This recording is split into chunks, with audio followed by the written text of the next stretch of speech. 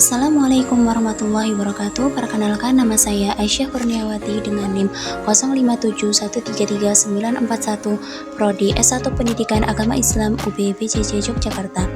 Di video ini saya akan menjelaskan mengenai proses lahirnya Pancasila. Pancasila merupakan cerminan cita-cita luhur yang tertanam dalam budaya dan peradaban bangsa Indonesia. Bukan sekedar daftar frasa, Pancasila memegang peranan penting dalam kehidupan berbangsa dan bernegara sebagai landasan negara. Warisan agung bangsa Indonesia yang dikenal sebagai Pancasila perlu dilestarikan dan dipraktikkan dalam kehidupan sehari-hari melalui penanaman dan penerapan cita-cita Pancasila. Kita dapat membangun bangsa yang maju, berkeadilan, dan sejahtera. Latar belakang sejarah, para pendiri bangsa terutama termotivasi untuk mempertimbangkan pembentukan negara berdasarkan kondisi yang keras dan tidak adil yang berlaku di Indonesia selama era kolonial. Setelah pertimbangan yang cermat, Pancasila dipandang sebagai pilihan terbaik untuk menciptakan negara yang otonom, bersatu, berdaulat, adil, dan sukses bagi Indonesia.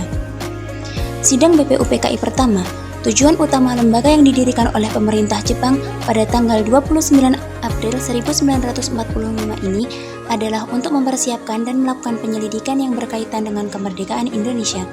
Meskipun didirikan oleh para penjajah, BPUPKI berfungsi sebagai wadah bagi para pemimpin nasional untuk mengembangkan sistem politik yang akan menjadi landasan Indonesia yang merdeka.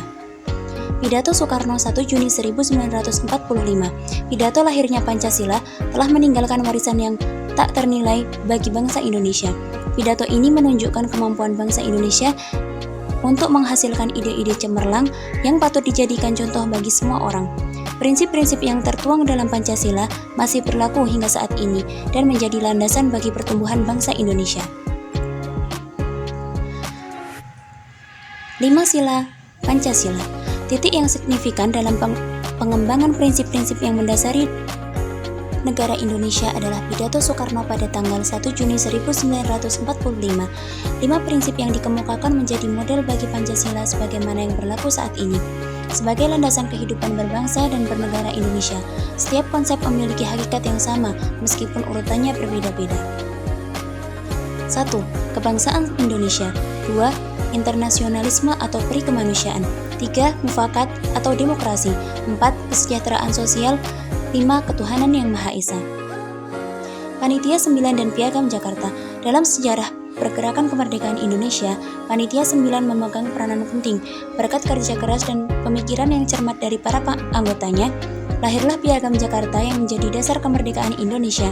Selanjutnya, Piagam Jakarta direvisi menjadi pembukaan Undang-Undang Dasar 1945 sebagaimana yang berlaku saat ini.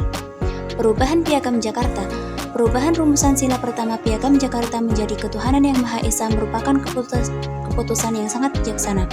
Keputusan ini menunjukkan bahwa para pendiri bangsa memiliki visi yang jauh ke depan untuk membangun negara yang bersatu, berdaulat, adil, dan makmur. Nilai-nilai toleransi dan keberagaman yang terkandung dalam sila pertama ini merupakan model sosial yang sangat berharga bagi bangsa Indonesia. Pengesahan Pancasila.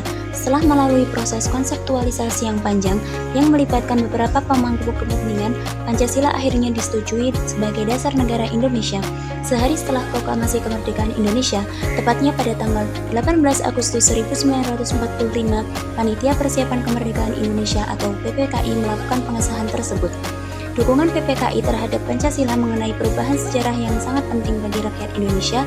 Sebagai landasan negara, Pancasila telah menunjukkan kemampuannya untuk menyatukan penduduk Indonesia yang beragam dan bertindak sebagai cetak biru untuk membangun negara yang makmur dan kontemporer. Nilai-nilai Pancasila.